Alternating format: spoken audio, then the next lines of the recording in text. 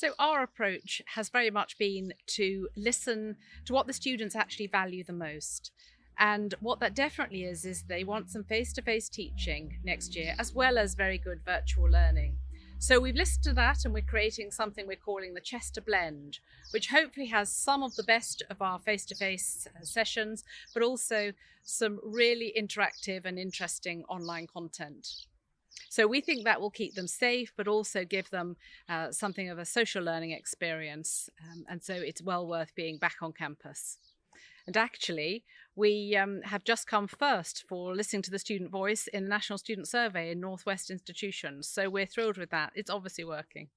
So we've got a lot of activities planned for induction week, and we're actually extending induction a bit longer as some students are going to be arriving with us later. We've got all sorts of social activities planned. The Chester Students' Union have been very active, trying to think through how can they run their activities safely. And when it comes to sport and physical activity, we've put our Chester rules in place. We've considered all our major sports and how we can continue for them to be played safely. And we've also considered things like personal training sessions, the Couch to 5K, and social walking. So there's plenty of activity whether you're an elite athlete or just want to be active and part of something at the University of Chester. I think it's because we've really considered carefully what students want and what they're going to need as they start university in the September term. So there's so much information to consider at clearing. And then there's an added time pressure. And important things can get lost. So I think at Chester, by getting all our information together and being really clear about our communications with applicants, that's what really counts. The new University of Chester strategy is focused on the citizen student, and we are going to put in place a lot of support for students to develop their skills so that they can, whatever the jobs market, go out and be resilient and effective and find worthwhile careers. So that includes having a personal tutor who's very focused on this and employability support. We have 5-week work placements in almost every course. We have lots of professional courses which have sophisticated placement programs. And we also, for example, help you with accommodation. That's a huge part of university if you want to move onto campus. So we've worked with a private provider in Chester, for example, to make sure that we can guarantee accommodation even for clearing students. And equally, we're focusing on those who are choosing to commute this year, or indeed who live further afield and come just for block periods of time on campus. We're thinking really hard about how your experience is going to be in this coming year. And for employability, I think we've got a lot at Chester which sets us apart. So not only are you going to get a tutor who's really helping you focus on that from the first year, we've also got a very strong employability department who'll help you build a really impressive CV.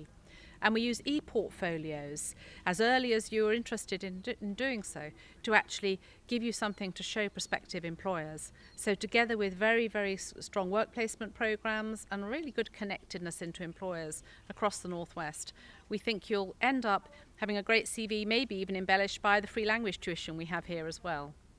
So in the What Uni Student Choice Awards, which are actually voted on by students, we were in the top 10 for student support, job prospects, local life and international. In fact, we clinched second place in the international in the country, which we were thrilled about, because those include much more than just your academic course. That means we're really considering all the other aspects of your university life.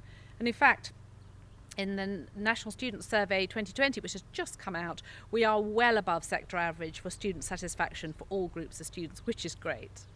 I think it's shown that we're a very strong community, something that people are proud to belong to, and that's students and staff alike.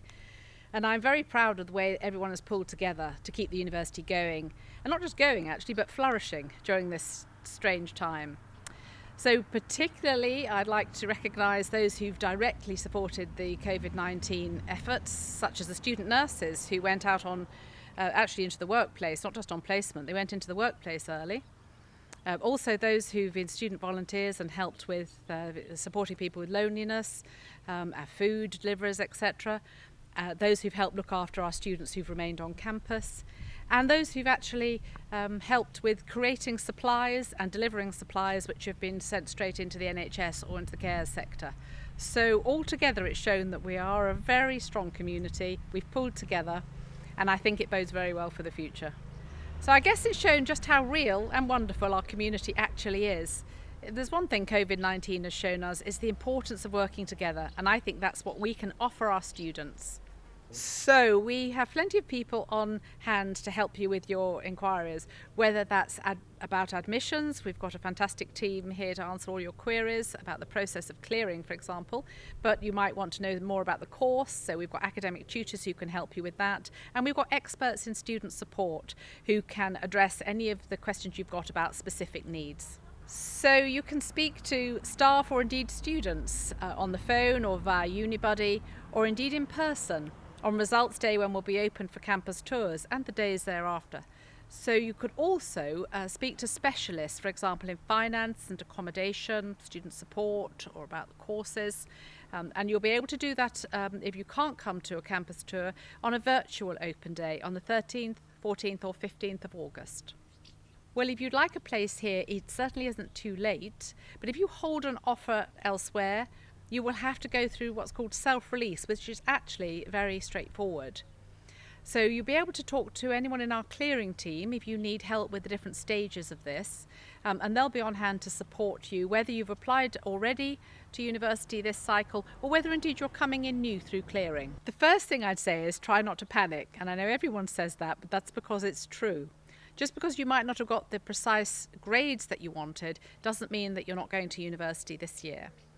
So first of all, check on UCAS Track to see if your place has been confirmed.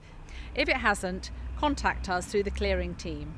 So if we were unable to offer the course you originally applied for, there may well be an alternative which we can direct you to, or indeed one of our foundation years, because these are designed for students who haven't quite got the qualifications to go straight into the first year of a 3-year degree.